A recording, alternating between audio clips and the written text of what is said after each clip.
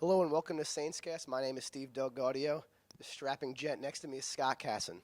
Yeah, Steve, big weekend for Saints athletics. 4 teams played at home, and some teams were able to get some big Liberty League wins. But first, let's head to Appleton where everybody was waiting for the start of the hockey season, and we finally got it with women's hockey this weekend. Jumping into the first game against Northeastern on Saturday, Saints on the power play, down 2-1. Amanda Bouye passes it to Jenna Marks in the circle, and it's redirected by Kennedy Marchment, ties the game up. That game will end in a 2-2 tie. Now jumping ahead to Sunday's action, this was a noon start time, and we're going to see Justine Reyes weave in and out of everybody on Northeastern's defense, get on the elevator, and take the puck straight to the roof. Beautiful goal from Reyes. So despite 5 goals and 2 assists from Kennedy Marchment, the Saints fall to 0-1-1 on the weekend. The win against McGill was only an exhibition, so it doesn't count for their overall record. Now, going away from Appleton and towards the soccer field, Scott, what happened with men's and women's soccer? Men's soccer had a very good weekend. Last Wednesday, they took on Plattsburgh in a non-conference game, and Tap Shack Augustine got the game winner in the 78th minute to beat the Cardinals 1-0. Fast forward to Saturday, first Liberty League game against RIT. Tap Shack Augustine was at it again, scoring the game winner. Morgan Smith added the second. Saints went on to beat the Tigers 2-0. Ryan Rothel with 2 shutouts on the week, bringing his season total to 8. Now let's take it to the women. The women came into the week ranked 21st in the country, ranked in the polls for the first time this season. They went down to take on number 15 RIT and sadly fell by a score of 1-0. However, they did outshoot the Tigers 9-6, so they had some chances, just couldn't cash in. They'll look to bounce back next week. Heading over to Berkman Gymnasium now for the women's volleyball action. Saints go 2-1 on the weekend, only losing their Saturday game against Rochester. Now some big performances from some of the Saints. Katie Cole with 108 assists on the weekend, and Masha Kolesnikova with 28 kills. But as Scott said earlier, what's good of just showing you a graphic when we can show you the highlights? Going to action against SUNY Canton on Friday, Christina Deshane with a block, and now Masha Kolesnikova with the ace to continue this game. Moving over to Saturday now, Lexi Brown with a nice kill along the line in a losing effort, though. Let's quickly hop over onto field hockey, where the Saints traveled to Vassar this weekend and unfortunately took a 4-1 loss. Halverson Felon did get the lone goal for the Saints as they fall to 2-5 on the year. They'll be traveling to RPI next week. But let's head back to St. Lawrence, where cross country had a meet. Scott?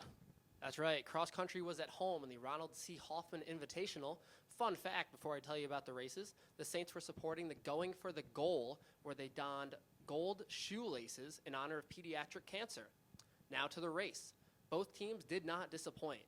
Coming in ranked top 10 in the country, Megan Kellogg took home the victory for the women of 21:59, good for second all-time in Saints cross-country history on the home course. The women got the win. And for the men, Thomas Caulfield took home the victory, and the Saints went 1-7, a perfect score, and they won as well. Now we're going to take it to golf, where our very own Jake Danforth caught up with Parker Dennis after his performance this weekend. I'm joined here now by St. Lawrence number 1, Parker Dennis on the men's golf team. He shot 77 yesterday, and today he shot a 2 under 70. So Parker, what made it so easy out there? I've been hitting the ball really well lately, so yesterday I felt really good, hitting a lot of fairways, got up and down a lot. I agree, I was rolling my putts really well too, and yesterday I had a few bad holes, but other than that I stuck through it and ended up firing a 77, so I wasn't too upset with that. Pretty pleased. Yeah, good round yesterday, and today obviously 2 under. That's best of the tournament so far. So what made it so successful coming from yesterday into today? Oh, well, I knew I was hitting the ball well yesterday, so I came in today with the same mentality that I had yesterday. Started off birdieing the first 2 holes today, and that kind of got me started, fired up, and just once again hitting a lot of greens and fairways. Awesome. A lot of pars, and yeah, thanks for taking your time. Good luck in the future. thank you. Thanks, Jake. Man of many talents, but the women also had a very nice weekend. They won in Cortland at the Cortland Invitational. Claire O'Neill shooting a 155. And first-year Olivia Zachman shooting her first sub-80 collegiate round, so big congratulations to her. Now looking at tennis, both men and women were at ITA regionals, men at Vassar, women at William Smith. Morgan McNeil made it out of the first round for the Saints. But now let's go to the gridiron with Scott for football. Let's get right into the highlights as we have Mike Leffelbein dropping back to pass. looking for Leandre Simmon, who had 2 receiving touchdowns on the day, as he wards off the pass interference and hauls this into the end zone. He got his 2nd touchdown of the day just 13 seconds before this play, and let's watch and see what he does as he jumps the route and has reservations for 6 as he returns this interception all the way to the end zone, his 3rd touchdown of the day. The Saints defense was not done getting on the board just yet, as first-year student Israel Squires jumps in front of this out route, and he'll return it 60 yards for the touchdown. That was the 6th Saint interception of the day as they dominated this Union offense. So the Saints went on to beat Union by a score of 42-23, their first Liberty League victory of the year in their first Liberty League game. 6 interceptions for the Saints defense, as I mentioned, 2 by Leandre Simmon, Israel Squires added a 2nd, and James Holly Grisham added 2 picks of his own. For Leandre's effort, he was our men's athlete of the week. Hey, Steve, did we have a women's athlete of the week this week? Scott, did we ever? Pretty easy choice like it was last week, as Fran said.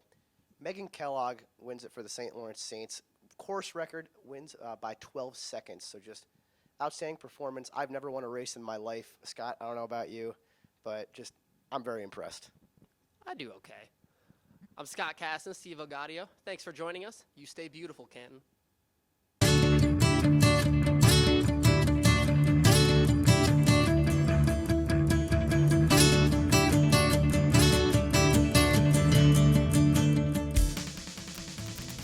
Sitting down with head coach of the women's hockey team, Chris Wells.